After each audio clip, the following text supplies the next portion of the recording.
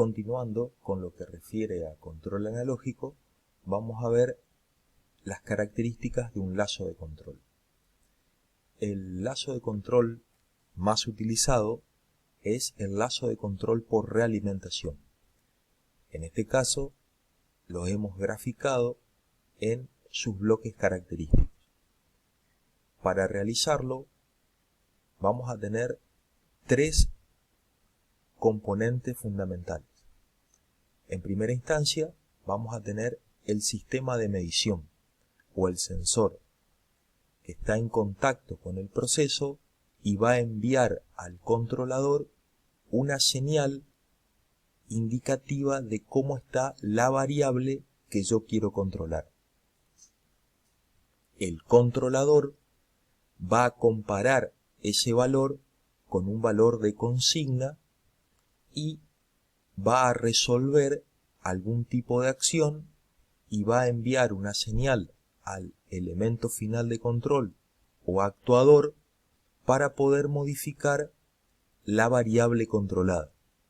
Esta variable va a permitir cambiar las condiciones del proceso de modo tal de llevar a la variable controlada al valor de consigna indicado por el operador. Obviamente, el proceso tiene una serie de perturbaciones que va modificando permanentemente la salida y por ende el valor de la variable controlada. Este lazo se denomina de realimentación ya que se toma una señal a la salida y se realimenta al controlador. Si bien no es el único tipo de lazo de control, es el que mayormente se ocupa en la industria. Otras características que vamos a mencionar de este lazo tienen que ver con las características propiamente dichas del proceso. En primer lugar, vamos a tener que definir qué tipo de acción va a tener que tener el controlador. Esto es, ¿qué debe hacer el controlador si la variable controlada aumenta? Si esto ocurre y el controlador debe aumentar la salida, estamos ante la presencia de un proceso de acción directa, comúnmente llamada control de refrigeración. Por el contrario, si un aumento en la señal de la variable controlada debe provocar una disminución en la señal del controlador al elemento final de control, estamos ante presencia de una acción inversa, conocida también como control de calefacción. Otras características importantes del proceso que nos va a permitir determinar de qué manera el controlador maneja el elemento final de control o qué parámetros yo debo cargarle al controlador son la capacitancia del proceso, la resistencia, el tiempo muerto y el tiempo de proceso. Una explicación rápida de cada uno de estos elementos consiste en que la capacitancia es la cantidad de materia o energía que el sistema tiene por unidad de medición. Aquí vemos dos depósitos de iguales dimensiones, o sea que tienen igual capacidad. Pero el de la izquierda tiene menor cantidad de líquido por unidad de altura, digamos, por centímetro de altura. A diferencia, el de la derecha tiene mucho más volumen de agua por centímetro de altura. Por lo tanto, si mi unidad de medida es la altura que tiene el líquido, el de la izquierda va a tener menor capacitancia porque va a tener menor cantidad de líquido por unidad de medida que el de la derecha. El tiempo muerto hace referencia al tiempo que se tarda entre que el proceso cambia algún parámetro o alguna magnitud y el sistema lo puede detectar. Esto es debido a las diferentes transiciones que debe hacer la energía hasta poder ser captada por el sensor y enviada al controlador. Y el otro parámetro importante refiere a la constante de tiempo. Esto hace referencia a que si yo produzco en la salida del controlador o en el elemento final de control una variación en escalón, la variable controlada va a seguir habitualmente esta curva de reacción. Va a aumentar rápidamente al comienzo y luego se va a ir estabilizando hasta llegar al nuevo valor. Bien, el tiempo que tarda la variable controlada en alcanzar el 63,2% de su variación total corresponde a lo que se denomina la constante de tiempo. Como ejemplos, vamos a citar, en este caso, un sistema que debe producir el calentamiento de un líquido que está en constante circulación por un depósito. En este caso vamos a ubicar los tres elementos fundamentales del lazo de control, que es el sensor, el controlador y el elemento final de control o actuador, que en este caso sería la válvula. Este proceso consiste en ir calentando el producto a través de la circulación de vapor, controlada por la válvula.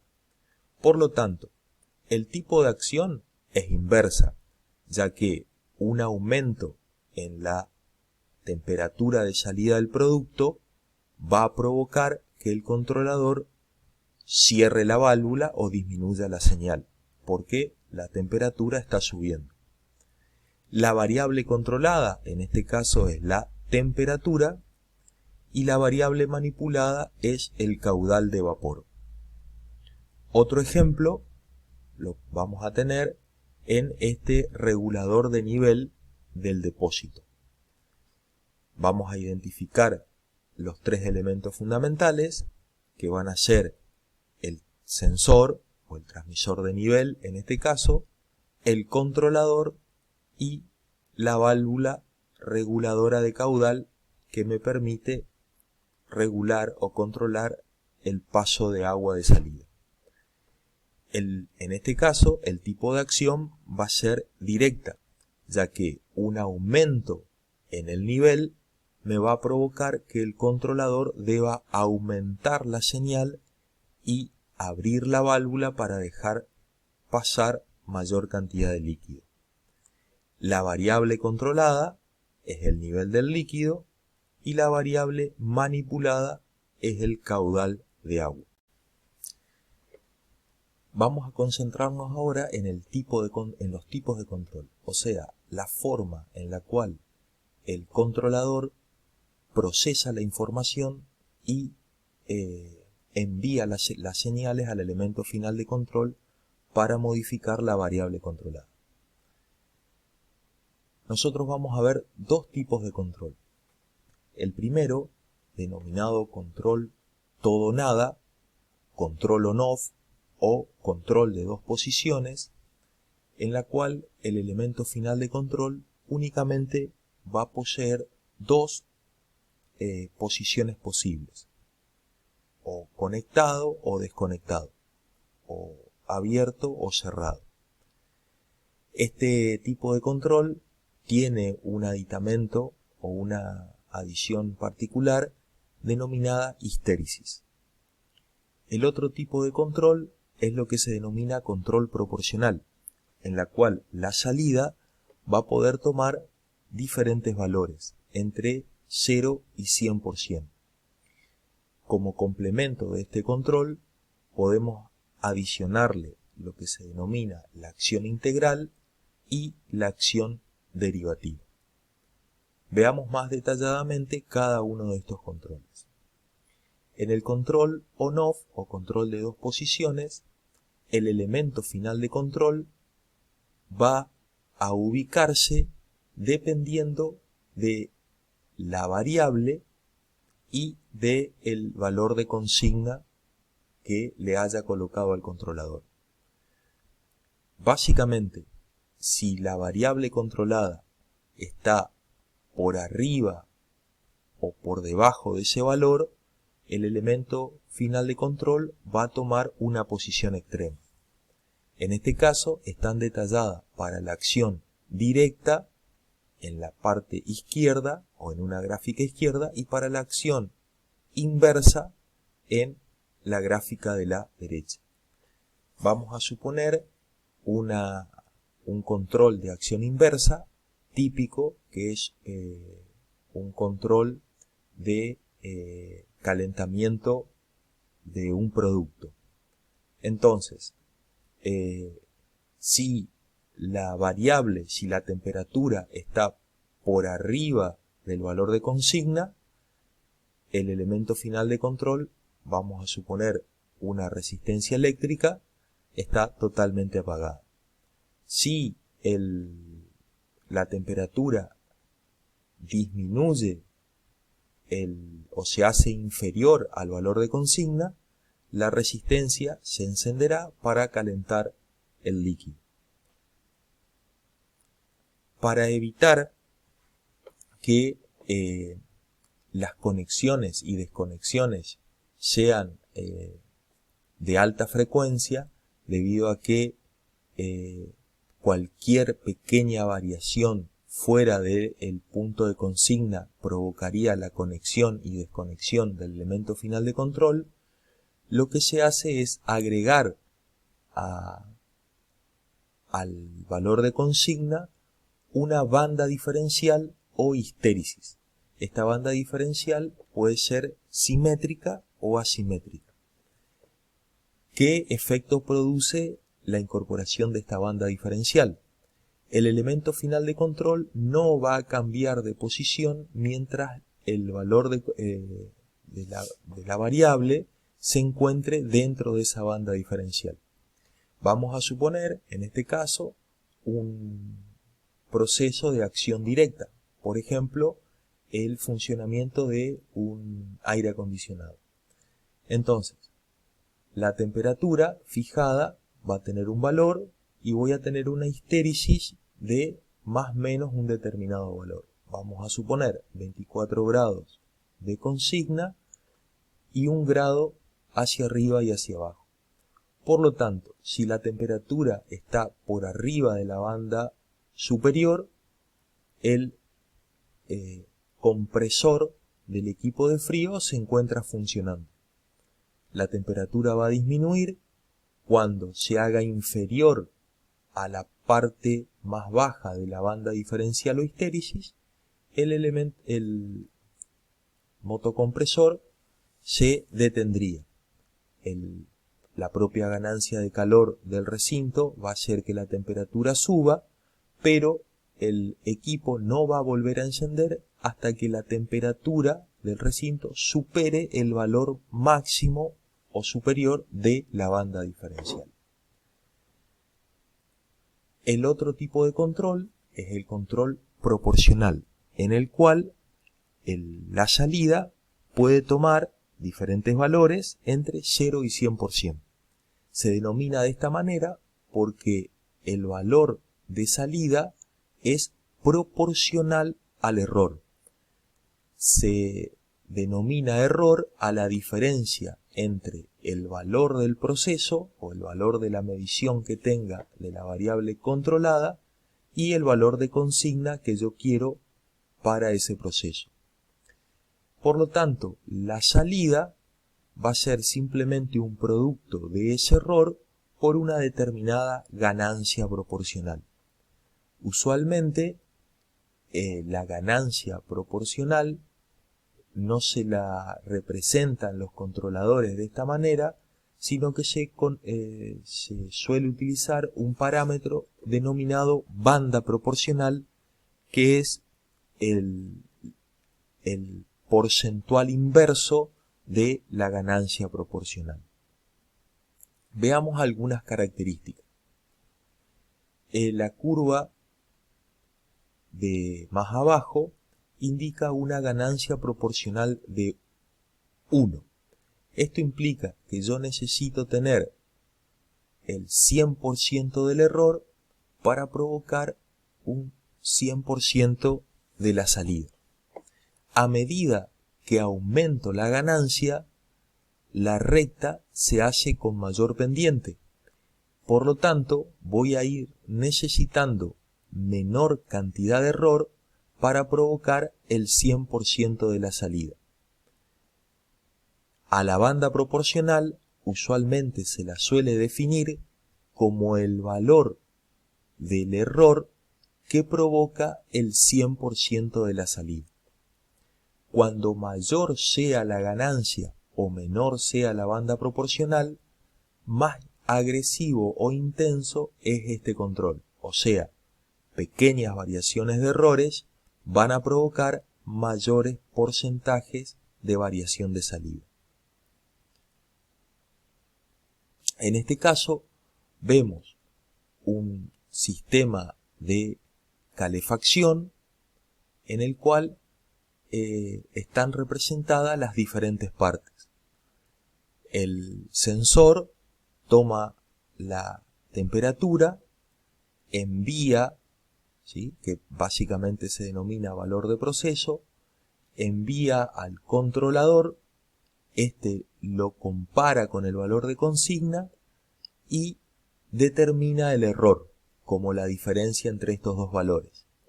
Ese error se multiplica por una determinada ganancia y es enviado al elemento final de control para poder realizar el control. Este tipo de control tiene un inconveniente, que no puede alcanzar el valor de consigna, ya que si eso ocurriera, el error es 0 y por lo tanto la salida también sería 0. Y no puede el sistema encontrar un equilibrio dinámico con, en este caso, la válvula totalmente cerrada. En este caso, el sistema se equilibra en un valor inferior al valor de consigna, constituyendo un error permanente denominado error de offset, que es una característica de los controles proporcionales. Para poder eliminar el error de offset, se le adiciona a la acción proporcional lo que se denomina la acción integral, cuya función matemática es la que está expresada. La acción integral actúa únicamente cuando hay un error persistente y su finalidad es eliminar el error de offset. La característica principal de la acción integral es lo que se denomina el tiempo integral. En pocas palabras, lo que se necesitaría programar en el controlador para adicionar esta acción es el tiempo integral. Este tiempo se define como el tiempo que tarda la acción integral en igualar a la acción proporcional ante un salto en escalón de la variable de proceso.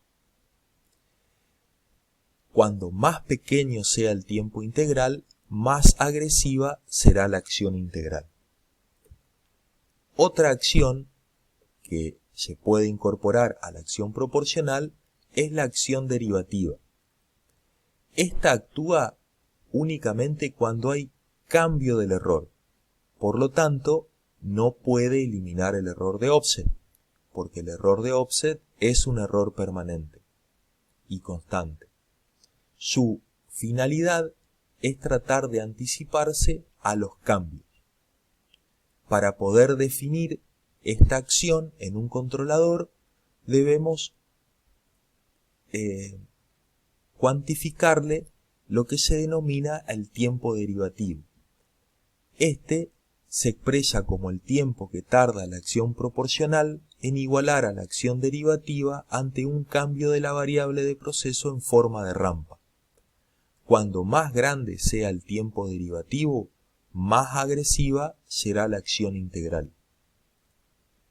Como resumen, podemos decir que vamos a tener un control proporcional al cual le podemos agregar una acción integral y una acción derivativa, constituyendo lo que se denomina un control PID.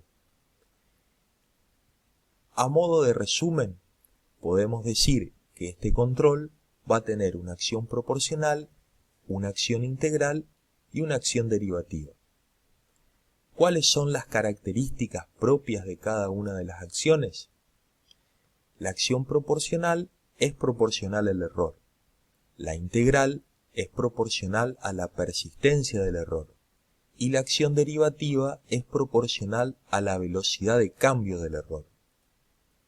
La acción que genera la acción proporcional es estabilizar el sistema.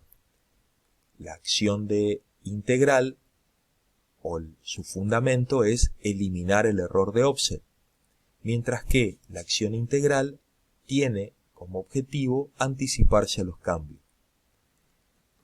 Para poder configurar en los controladores estas acciones, los parámetros que necesitamos conocer son la banda proporcional o ganancia proporcional para la acción proporcional, el tiempo integral para la acción integral y el tiempo derivativo para la acción derivativa. Aquí vemos cómo funcionarían las tres acciones actuando simultáneamente. Como regla general, se suele decir de que la acción proporcional siempre va acompañada de la acción integral y en casos muy particulares puede adicionarse la acción derivativa. Para finalizar, podemos decir que los controladores pueden generar salidas proporcionales de dos maneras. Una es a través de lo que se denomina PWM o modulación por ancho de pulso. En muchos controladores se puede indicar como o se puede encontrar como salida SCR. En este caso, el controlador va a generar una señal de este tipo, va a hacer una conexión y una desconexión en un periodo predeterminado. El porcentaje de salida lo va a regular en función de los tiempos de conexión y desconexión. De esta manera puede variar su salida entre un 0% o ninguna conexión hasta un 100% en el cual va a estar permanentemente conectado. Si la salida del controlador debiera ser el 50%, va a generar la mitad del tiempo de la conexión de la salida y la otra mitad lo va a mantener en desconexión. Este tipo de control se suele aplicar en lo que se denomina relé de estado sólido. Aquí tenemos un diagrama bastante indicativo de cómo sería ese control. En este caso estamos controlando la temperatura que se genera a través de una resistencia eléctrica. Entonces, esa señal es enviada al controlador, el cual la va a procesar, la compara con su valor de consigna y en este caso va a accionar un relé de estado sólido. El relé de estado sólido va a conectar y desconectar la resistencia.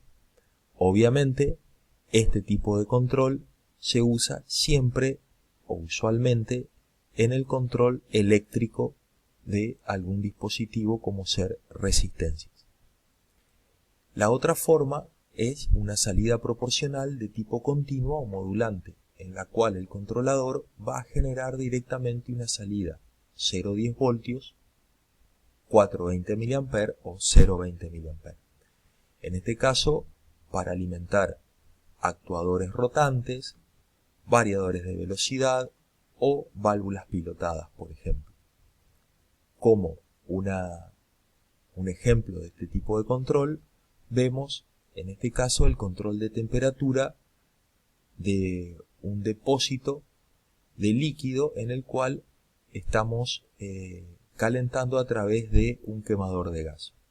Entonces, la temperatura es detectada por el sensor, enviada al controlador, y este va a manejar a través de una señal 420 mA esta válvula que regula el flujo de gas hacia el quemador.